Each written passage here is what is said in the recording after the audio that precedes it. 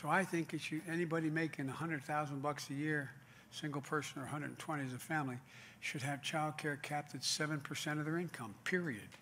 Period. We can do that. We'll cut the cost of child care in half, and a family's paying 14 grand a year in San Francisco, Philadelphia, all the big cities of the country, for just one child.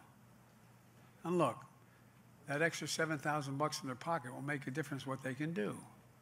There's so much we can do. Let me be clear, none of this is going to increase inflation. 17 Nobel laureates spontaneously, a month and a half ago, wrote to me.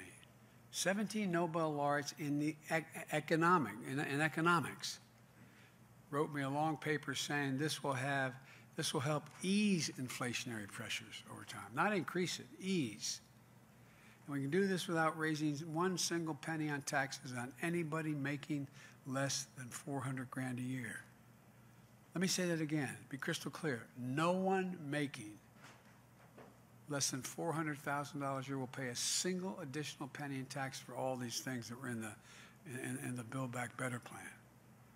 We have to do this.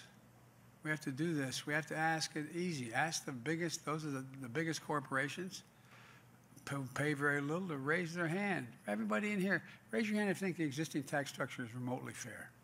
I'm not being serious. I could do this at a Republican meeting privately, and they'd say that no one would raise their hand. But look, we have in 2020, 55 of the biggest corporations in America, the Fortune 500, paid zero in taxes, and they made $40 billion in profit. $40 billion. You know it, I know it, the American people know it. It just isn't right. Look, I'm a capitalist. This isn't about punishing anybody. I love Bernie, I really do, he's a great friend, but I'm not Bernie. If you can make $1 billion, make it, but for God's sake, pay your fair share, for damn it, right now. But why are teachers and firefighters paying a higher percentage of taxes than billionaires and big corporations, which is literally true, literally true. And we can fix this. We can raise the standard of living for hardworking people without raising taxes, without raising inflation, and without raising the deficit. And for all those folks out there who like to attack us for, let me remind them, last year, because of what you all did, we reduced the deficit by $360 billion. We, the Democrats, while the economy grew.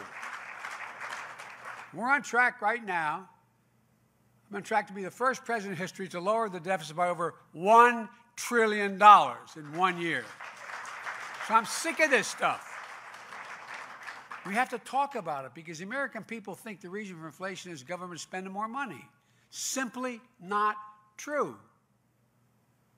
I don't think we need any lectures from our friends on the other side about fiscal responsibility, for God's sake.